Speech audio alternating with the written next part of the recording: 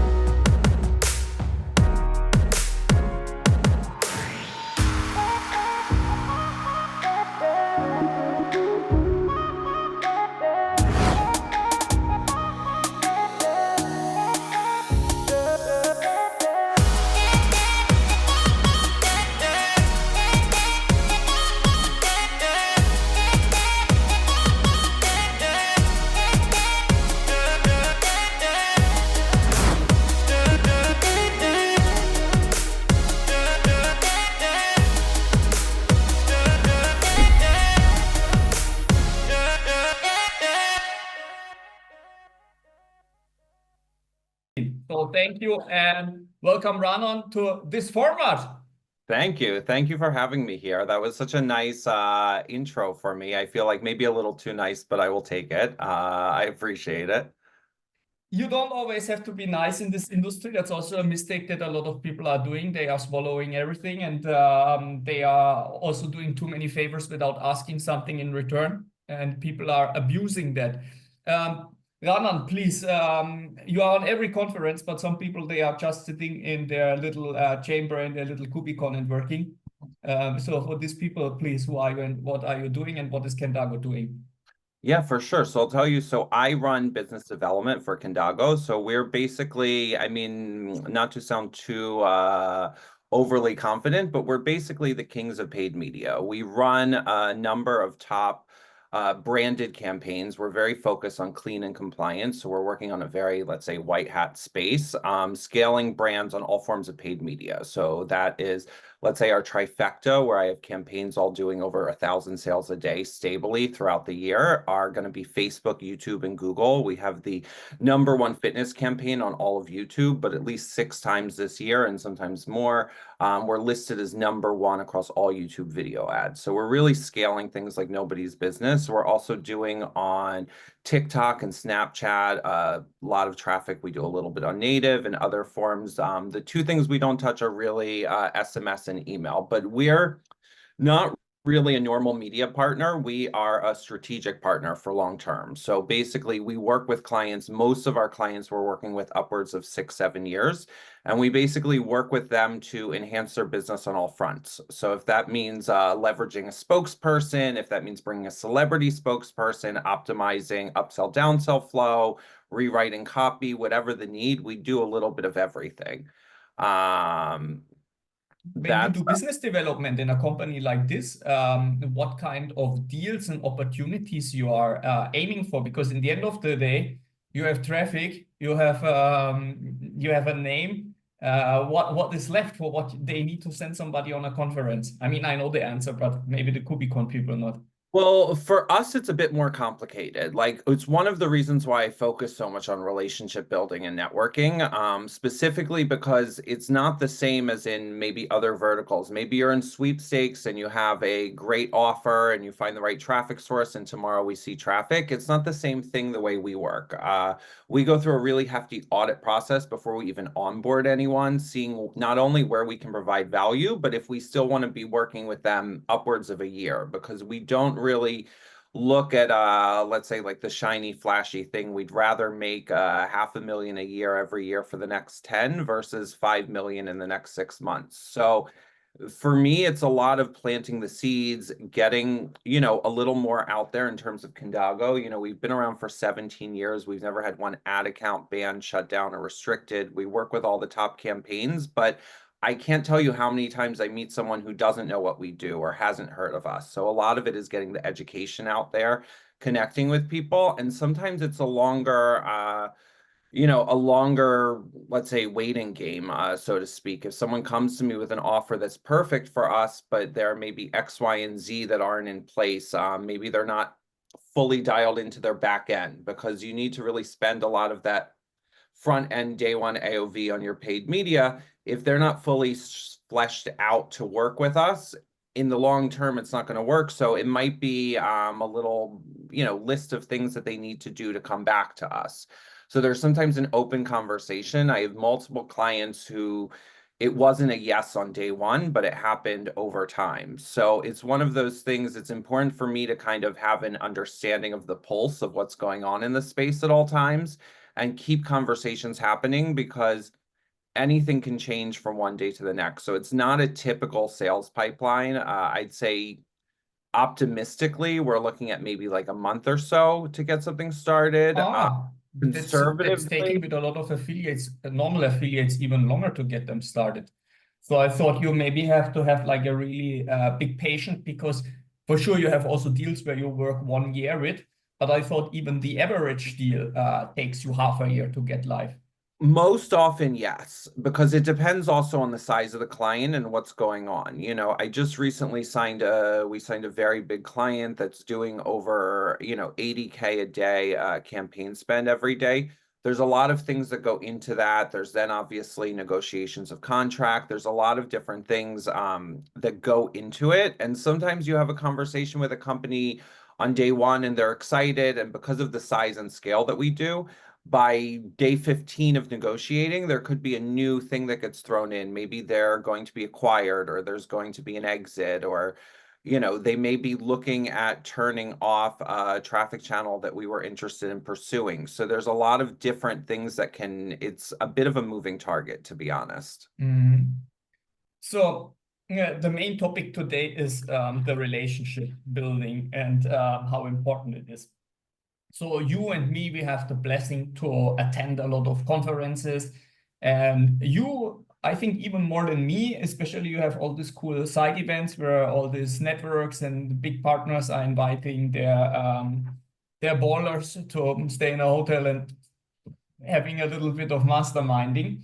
So for the people that cannot travel to so many conferences or no conferences at all for whatever reason, or also there was a time not too long ago when nobody of us could travel, what are the first advices you give to people that want to network and build relationships online?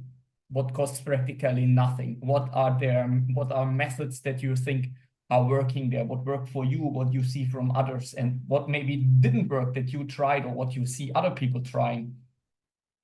Yeah, so I love the events personally, because not that I love to travel, not as much as you do, but for me, You the live in a cooler city than me. maybe, but it's one of those things where I like to connect with people in person. You get a lot more accomplished. That's great. But as you mentioned, there was of course this period of time called COVID. And that's really a big part of where, let's say, I kind of grew my career in this space. In a former life, I'm a gemologist. I worked in diamonds for many years. I've always been working with people and sales, but I got into the space about 6, 7 years ago, and I started kind of in the sweepstakes adult space and kind of have moved into different things. And I got into this direct response space, which is very much the land of video sales letters and VSLs, right around the time that COVID started. And there really wasn't any way for me to connect with people in a traditional way of just going to a conference and meeting. And so I really overutilized Facebook more than anything else. There's a number of different, private and public Facebook groups related to our industry for a number of different things. There's a direct response private Facebook group. There's Nothing Held Back. You have all these different copywriting groups, all these different affiliate management groups. You have something for everything. I spend a lot of time joining these groups, trying to connect with people on there and scheduling calls. It's something with as much as I do travel, I still try to manage at least, I'd say a minimum of 3 new phone calls a day. And what I mean by that is 3 new people that I haven't spoken to before.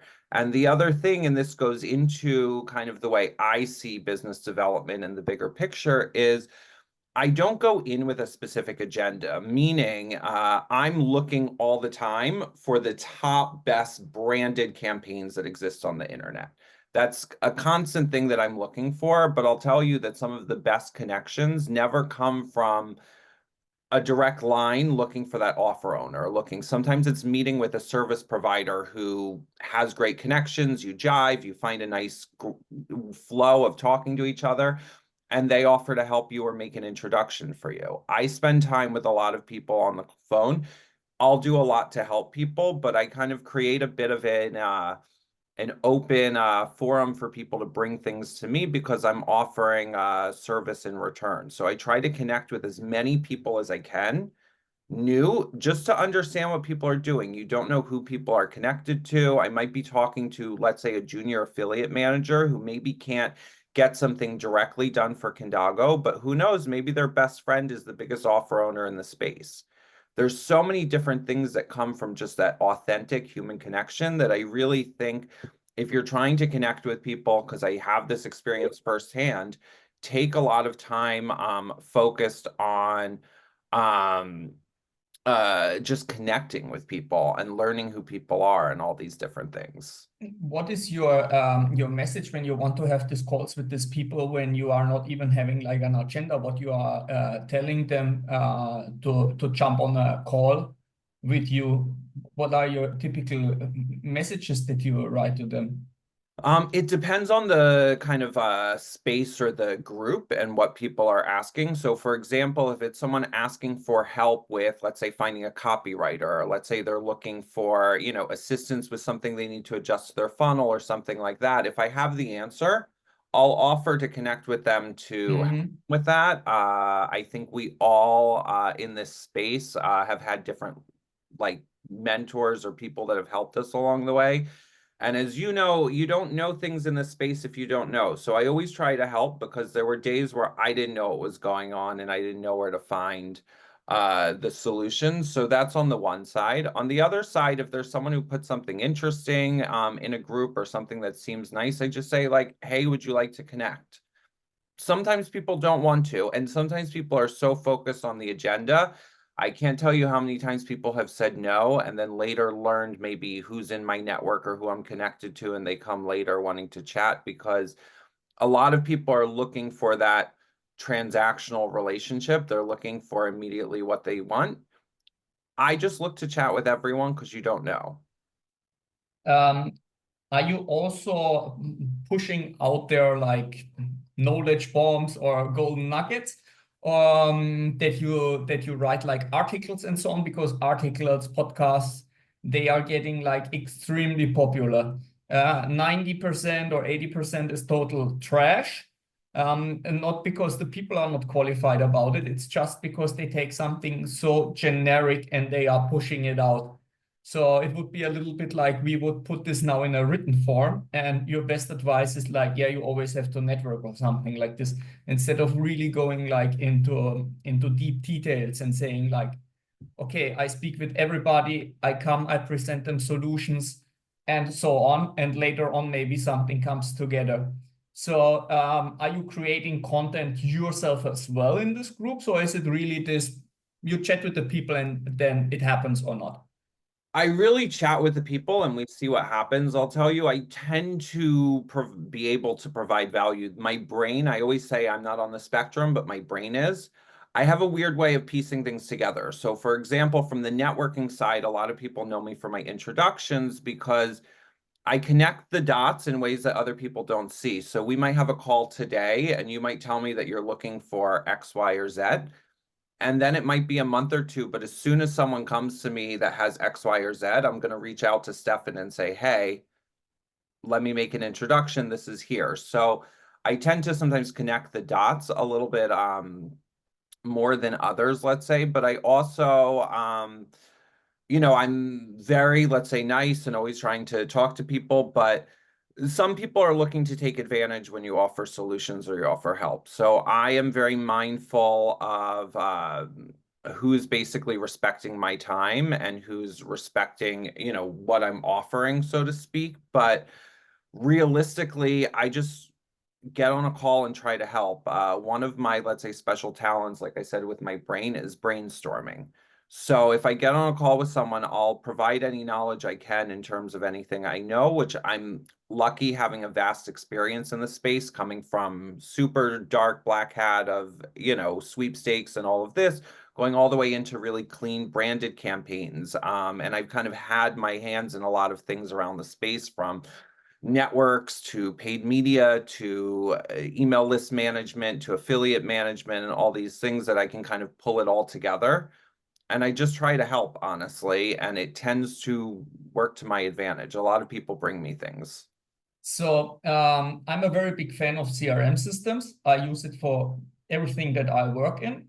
Just changed with Affpal and Affjobs also to a new system, or actually to my preferred system, not away from a real recruitment system because it was shit for our industry. But how you keep track on all of this? Do you have like a CRM system? Do you have Excel sheets where you document who is strong where? Or you are with your spectrum brain, as you said, it just like that you can remember all of that. Well, to be fair, part of it is my brain. I can kind of remember. I have a really crazy memory, and I file something in the brain, and there it goes. But realistically, we're all human, and we have room for error. So I'm pretty OCD. I try to track everything as best as I can. So with that, we use Monday internally. So I Mm. use that as a CRM. I also have a number of different Google Sheets related to a number of different things, but I also am then doing a number of things. For example, I find one of the biggest obstacles with networking in this space is lack of follow through. You have a great conversation with someone in a conference, on a call, you name it, it goes well, and then they disappear. I try to be the difference in that. I come from a very professional industry. I'm lucky that I get to be in tattoos and sweats all day and have, jovial conversations and do what I like. And we get to go drink at these events and party with our friends, and that's great. But I think that sometimes because of the, let's say, young or youthful nature of our industry, the professional aspect isn't always there. I always try to follow through. So the moment I get off a call with someone, I put in a calendar notification based around when I want to follow up with them, depending on what the course of the conversation was. I send myself email notes all the time. I have, in my open inbox, I probably have 70 open emails, but about 40 of them or 50 of them are all to myself, reminding me of something. I kind of keep with it constantly. We work in a 24/7 business. So if I go to, let's say, a show or dinner or something and something comes to mind, I send myself an email, I put a note in. I don't really stop. So even though I take time for my personal things, I try to really be on top of everything because there's so many conversations happening at all times. Have you found like a sweet spot where you say like this is the like a nice amount to follow up, and from this moment on, I know that it makes no sense. What number of contacts you think is making sense to get a deal going? It really depends because, like I mentioned, a lot of the deals are not necessarily always connected to directly to business. So, for example, I meet with a lot of different like ESPs and different companies that provide different services in the space because it's a great way to connect with clients. There's someone I met a few months ago that I'm building some great synergy with a big company in the space, and he sent me about 4 or 5 introductions at this point that haven't been relevant for Kindago, but I already see momentum and excitement with their interest bringing it to me. There's a difference. I'll have conversations with people that are really interested in doing all these things, and I always offer value and offer help, so they'll take from that. But if there's something I asked of them or something that I see they're not willing to do that's in their wheelhouse, then I keep things friendly, but I move it on. There's a certain camaraderie that comes with helping people in the space. I'll say that my closest friends in the space are all pretty high up folks in the space who have all done a lot of things for me in return as well. So it's part of what's built the relationship. So we have now quite a big topic about the online part of it. And in the end of the day, all these follow-ups that you do with them and all these introductions after the shows is all part of the online strategy. And I think there's a very interesting way of you to work to just connect with everybody, explain what you do, hear what they do, connect, and then wait for referrals in return. To a certain degree, it's giving and taking. So now let's speak about the conferences. The first question I have is, do you see a difference in relationship building from the size of the conference? So when you have like a giant like Affiliate World, then on the other hand, you have, for example, like a smaller get-together with like 100, 200 people. Where are the differences in networking and relationship building from the size already?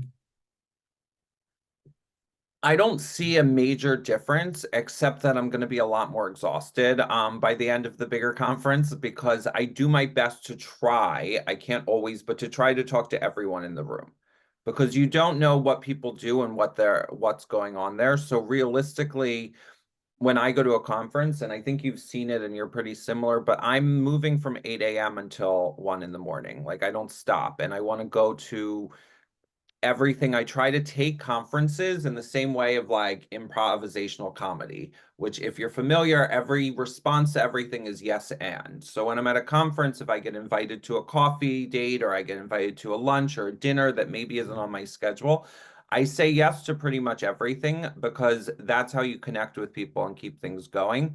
The size of the event, for me personally, obviously a bigger event can be a little bit more intimidating if you don't know who's there, but it's all the same for me because it's connecting with people. I've gone to big events and spent 3 hours talking to one person one night that was really relevant. I've gone to an event with 100 people and spoken to all 100 in one night. So it really, I go in with the same attitude, which is just to connect with people and see what's happening. So no matter if it's a big conference or a small get-together, there are often these people that don't want to stop talking with you. So you see that there is no business at the moment, or the business is so small and you have so much on the agenda, and these people don't want to stop with you. What you tell these people that are keeping you occupied when you have other things on your agenda as well? Because in the end of the day, if you speak 1 hour with a person on a big or small conference, and you already know what they are doing, and it's also not that you realize this will be my next best friend. What is a good way to cut it short with these people? Because this brings it again back to the people that are like new in this. They are too shy and they don't want to step on somebody's toes. And sometimes when they are telling them, they are maybe a bit too aggressive. I saw that as well, where they are saying like, nah, this shit is not for me. Go on, I go to the next, but really like this. So what is a good way to cut it with the people that are already taking too much of your time? So for example, one of the things that I do at conferences, which people know, is I take a lot of pictures. So I tend to Yeah. try to take a picture with everyone that I meet to have there. And I'll almost instantly try to link on Telegram or WhatsApp or Skype with them. I'll send a picture so they remember, because people forget these things. And then from that point, I've kind of already built my out.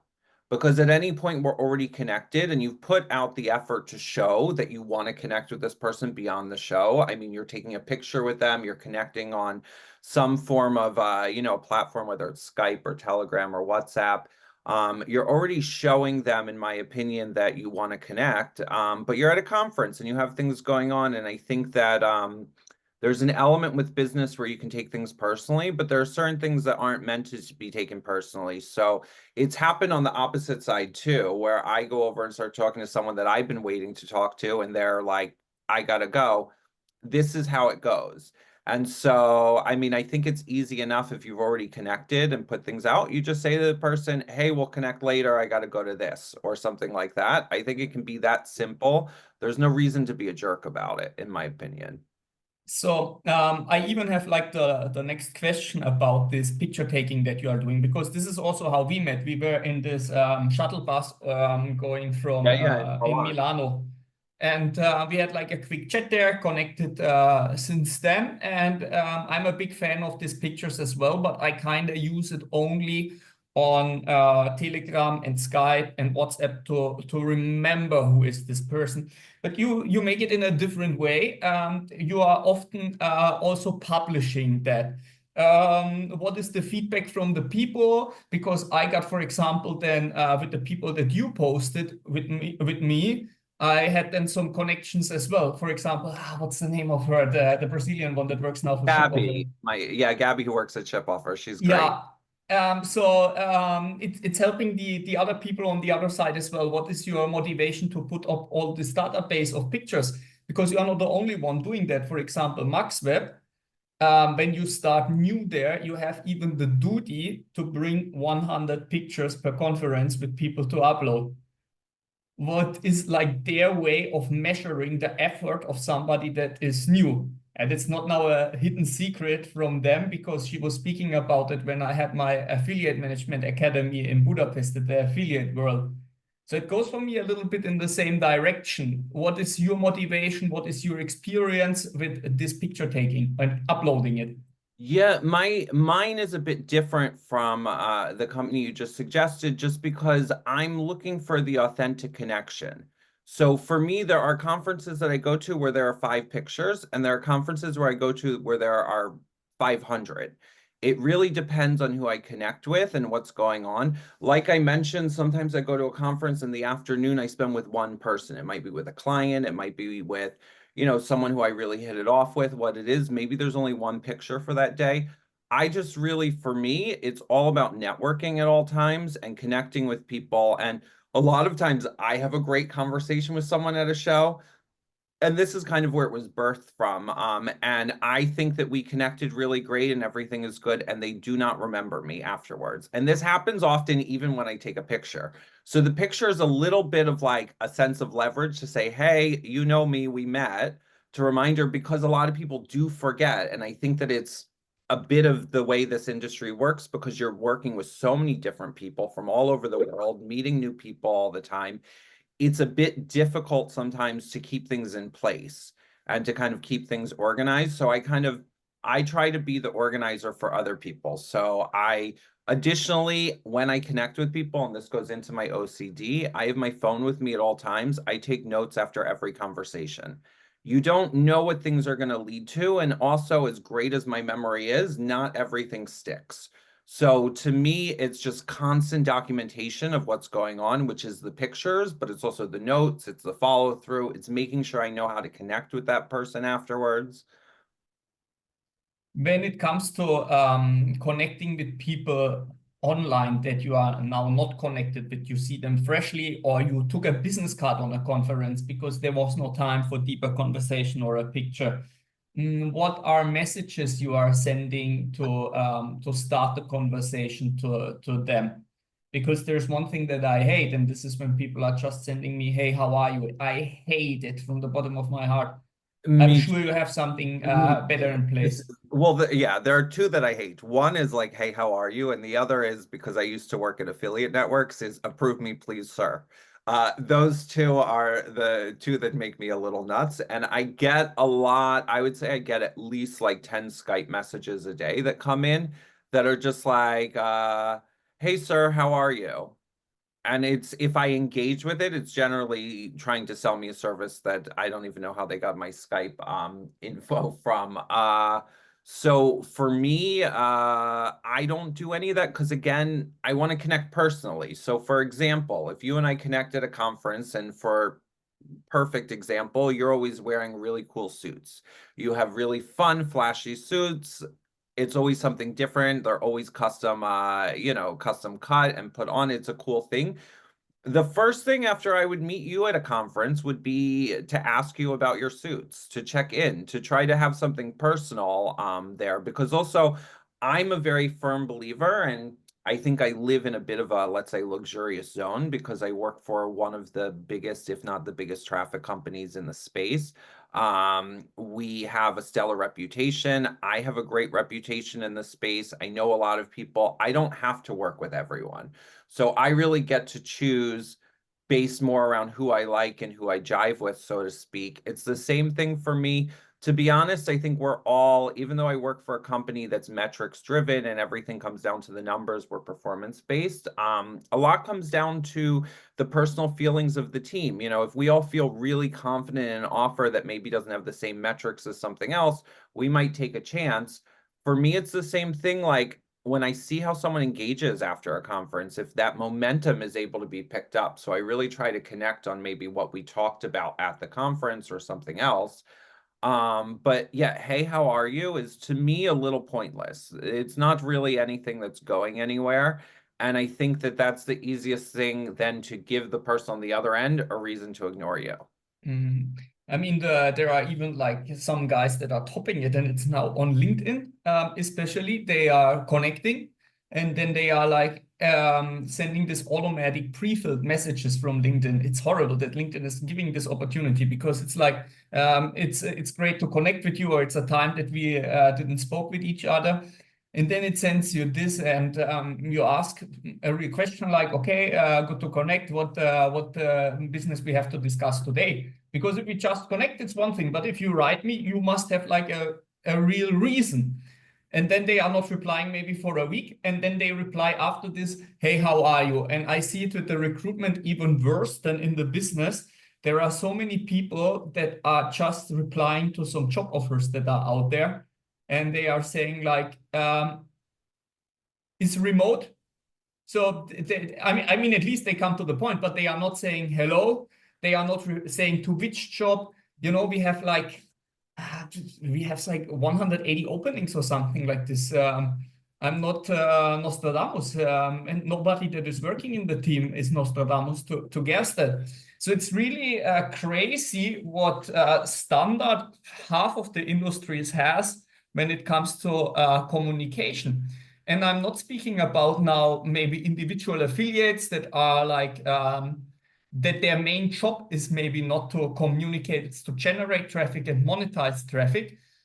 So if they are not the best communicators, a lot of them are, but it's something understandable. But we speak now about people working for a company, they want to sell something, they want to get a job somewhere. So you have to have some basic education in this kind of things.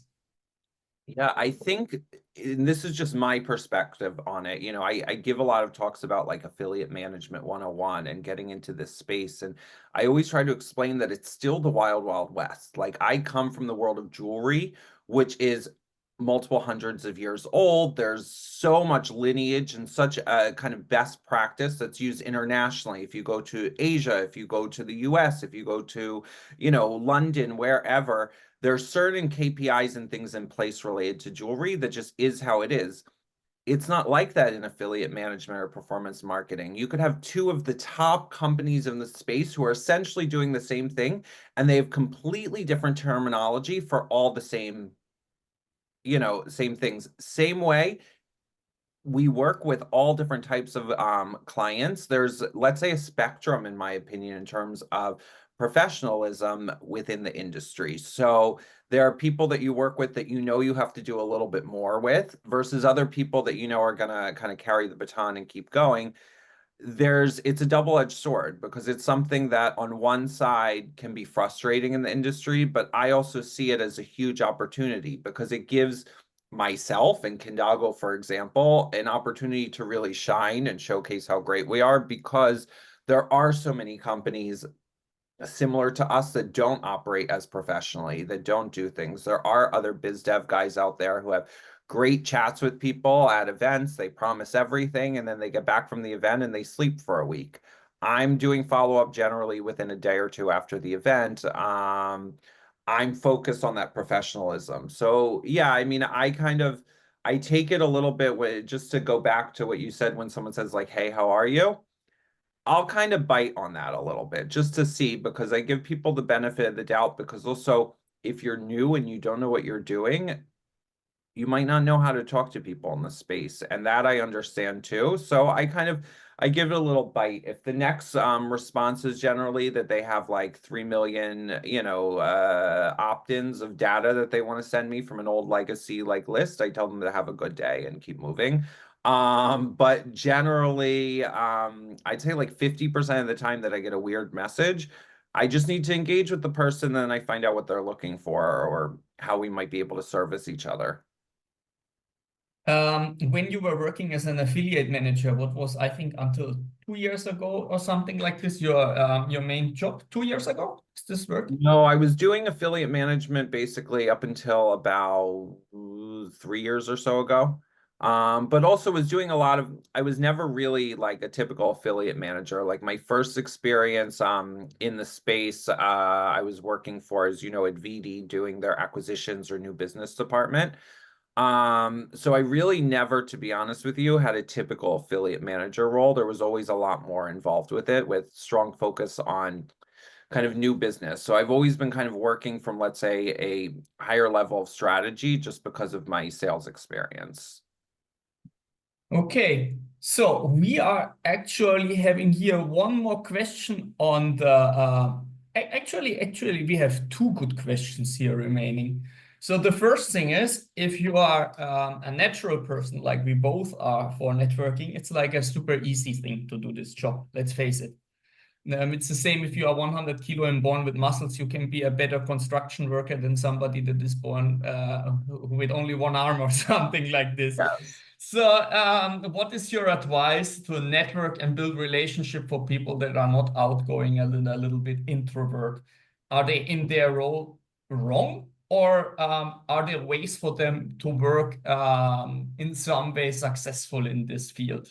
I think there's a ton of ways to work successful in the field. Number one, if you think about it and you look around, a lot of people going to these conferences and a lot of people doing the networking or the affiliate management are actually not very good at the networking and they're not very good. They're good at the party. Like I, just to give you an example, and this isn't mandated by Condago or any company before, this is my rule, but I have a 2 drink maximum per day at any conference. So that I means have a 2 drink minimum. which works for different people. You know, I'm kind of a bit of a lightweight and not a big drinker, but for me, I want to remember everything the next day because I don't know what the other person's doing.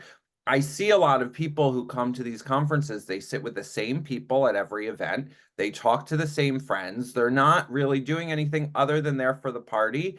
And don't get me wrong, I love the industry. My closest Mm. friends in the world came from this industry. However, when I go to a conference, I'm there to work. I'm not being flown across the world just to go have drinks and party with someone. So I'm really focused on what I can do business wise. A lot of times I connect with, the wallflowers in the room or the people who are not so chatty. If I see someone by themselves, that's often the person I want to connect with. And to be honest, I'd say at least 80% of the time, it turns out it's someone I wanted to meet and didn't even recognize because they're more shy. I think if a shy person keeps their eyes open and is willing to put in the work of just being present. I mean, there's a lot to be said for sitting at an event for an hour or two, and being shy for eventually someone speaking to you, finding the courage to speak to someone in the right environment, whether it's over pouring of a drink or grabbing something. I think there's a lot of opportunities and there's ways to go around it. You know, I have a good friend of mine who's Eastern European. She's not as outgoing as I am. She's a little shyer, but she's one of the best affiliate managers I know in the space. Because before any event, she does like 4 or 5 days of research to find out who's going to be there, who she wants to connect to. And then she goes to them. She, is shy and uncomfortable for a little bit. She gets maybe a little liquid courage and then runs to the people that were on her list. And she comes with a motivated plan that works out. So I think if you're coming at this, I think professionalism always wins. So if you're coming at this in a way where you're looking at the business, I know, for example, that I can go into a room and talk to a wall, and that's fine. That's not everyone's skill set. It doesn't mean they couldn't do the same role as me. It's different. You find different avenues for what works for you. You know what is very interesting? As outgoing I am in this industry, in my private life, I'm not even like that much. But it's really like when I go to this conference, it's like Stefan on steroids or something like this. I can be somewhere and it's like a private event or something like this, and I can be for myself a little bit like this.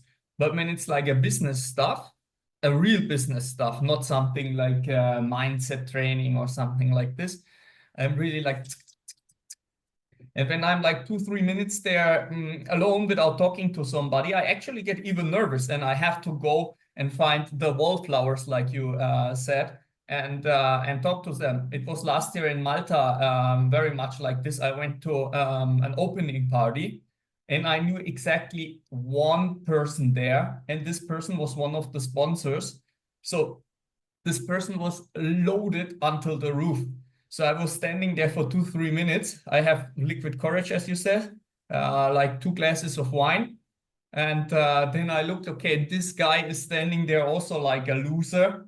And I went there and I said like, yo, man, we are in the same boat. I see you are also standing here like, cheers, I'm Stefan. And after this, we became like the biggest group because all the people that were coming like alone were looking for something, and most probably they realized that we were standing before all alone. So it's a very good thing. But I can relate to everything you're saying because I look like I'm a super outgoing person and that I'm this way, but like in my day-to-day life, it's not the same. Let's say, and when I go to an event, I need to know at least one person in the room. That's my rule in order for me to feel confident. And if I know one person, then I feel good, connecting. But if I walk into a room and I know no one, I have a hard time. And I'll tell you quickly, a big focus of our business these days is in terms of conferences is going to, because of our deep relationships with the tier one platforms like Meta and Google, all of this, we get invited to these invite-only kind of summits and conferences for their biggest partners.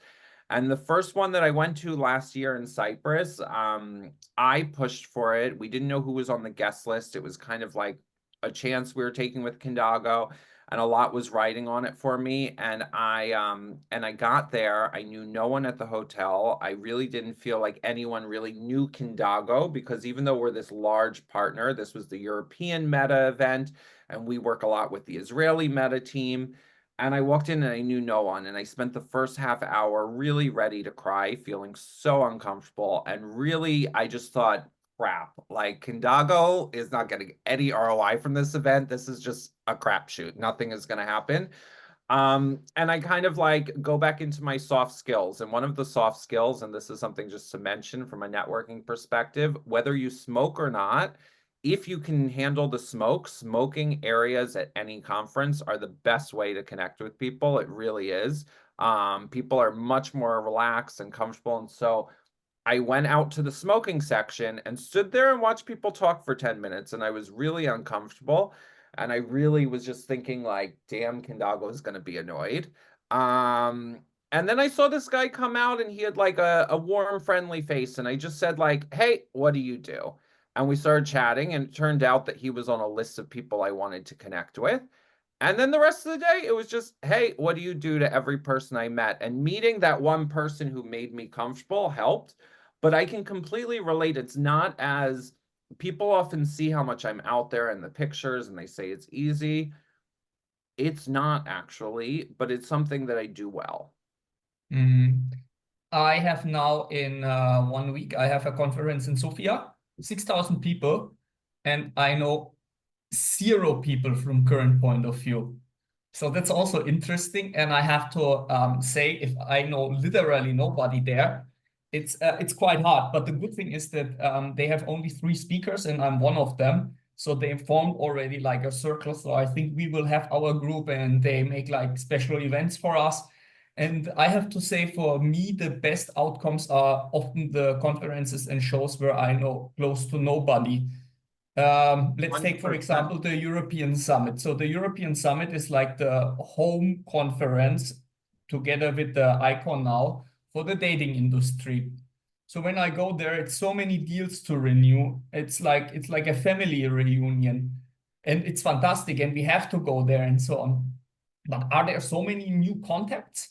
In the end of the day, I could hit up the people also on Telegram and Skype. But now when I go to this conference, even if I make 0 deals there, there will be some nice connections for the future. People that recommend me as a speaker somewhere else, people that need somebody for recruitment, people that have different ways to send out email marketing, and it's something related for Masters in Cash.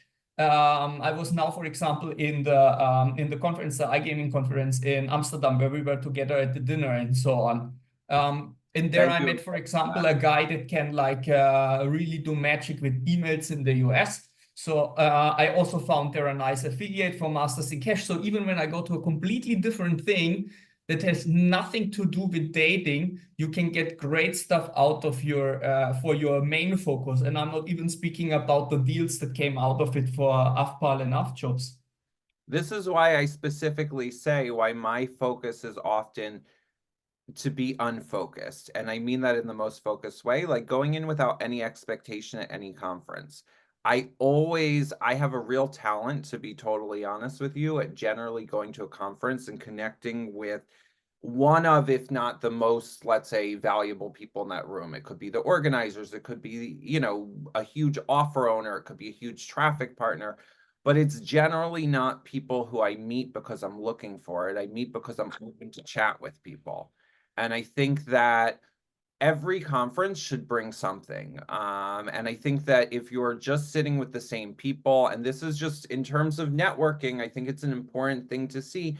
You shouldn't be sitting with the same people. One of my best friends, my friend Jesse, who's also a powerhouse in the space, and we both do a lot of networking. And you People do a know lot it. of spa together. I see you always Yeah, yeah, here. I was just at our house in Arizona last week. It was fun. We went to that had a nice time. We're also in a hot air balloon, which was amazing.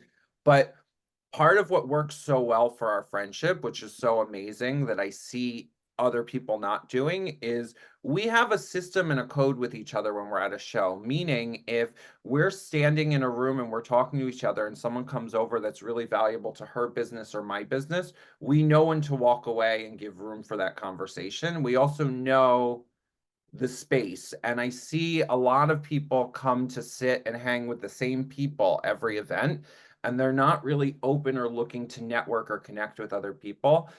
That's just not the way I do the business. For me, it's important to try to connect with as many people because you never know. And you really have no idea what something's going to lead to.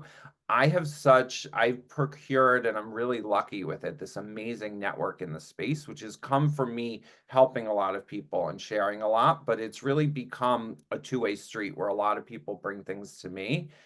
And I feel really lucky with it, but it also comes from my inability to stay stagnant. I'm always looking at new ways to connect with new people. I'm always looking for new opportunities. It's why you don't always see me at the same conference 2 years in a row, is I'm always trying to diversify, and I can only do so much travel. So it's important to try to connect with new people for me at any event. The How many meetups and conferences you do per year? Around, I know that you are not counting it, but on average, I'd say anywhere around like 10 to 12. no, it must be more. No, it looks like more. That's the thing. That's the funny thing where my job, where it makes me feel good that I'm doing something right, a lot of it comes down to networking and really optimizing every trip. I would say 90% of the people who tell me I travel too much, I know for a fact that they do double the travel that I do. I just do it differently. I'm focused on the follow through, the follow up. There are other people in the industry who I'm friends with who travel same as me, if not more. And they're constantly, when I'm bringing up someone we were at a conference with a year before, something else like, wow, how do you keep in touch with these people? How do you talk to them? To me, if we break bread together and we connect, there's no reason not to keep the conversation going. Mm. There's always going to be different levels of who you get super close with, who's valuable to the business. But to me, if I spend, for instance, an afternoon at a conference in Cyprus with someone and we really hit it off, there's no reason why that should be a one-off thing. And I think that people, especially a lot of people traveling, get so overwhelmed by the taxing, nature of travel that they kind of lose the purpose of the travel. Mm. The last thing that we have for you is the golden nugget, the best advice that you can share. But before you do this, I want to share now a quick golden nugget because it gave me now an idea. So one of the best conversations, and also if you are like not knowing anybody, and I never did it like for networking reason, but it gave me a lot of networking opportunities, is when somebody is organizing an event, especially if it's like a big sponsored event, and you check out who is the person that is paying for the evening, and you just go there and say thank you. This was practically from the first day on that I was going to conferences for me like a natural thing, because before my life here, you had to I was not going somewhere where somebody was picking up the tab. I'm German. Even when you go to a wedding or a birthday, you cannot expect that everything is covered. So when I started to go to these conferences and they were saying like, yeah, this is this and this dude, and his company is sponsoring that, it was for me like a natural thing to go there and I say like, hey, my name is Stefan from this and this company, and thanks for picking up the tab today. Cool stuff. And nobody is doing that really, or like maybe they come maybe like especially the people that don't know them directly, and they speak and say like, yo bro, you always make good parties, but really that somebody fresh comes and says thank you, cool stuff, it's like very rare, and the people really appreciate it because the people are taking it so much for granted that when at 3 o'clock the open bar is closing, they are like, oh, what is this? This is like a shitty event, no open bar, and they already vomited 2 times or something like this. So that's really something that people should do more, be more grateful when people are giving you a great experience. And it can be even on like a booth, if you go to a conference and they have the best coffee, that you go to the guy and say like, hey, I see that you have the t-shirt. Great coffee. I'm really like a leech. I came already for the third coffee, but maybe in 3 years I have business for you. So yeah. No, I think that's great. It's the same thing when I see someone speak and they do a great job. I always want to go over at any conference and thank them afterwards because number one, I know as you do from speaking on stage that it's a lot and can be a little nerve-wracking. But at the same time, they're doing a service, they're putting something out. It's just to me, it's professional and nice. Um, so there's that. Okay, so on to the nugget.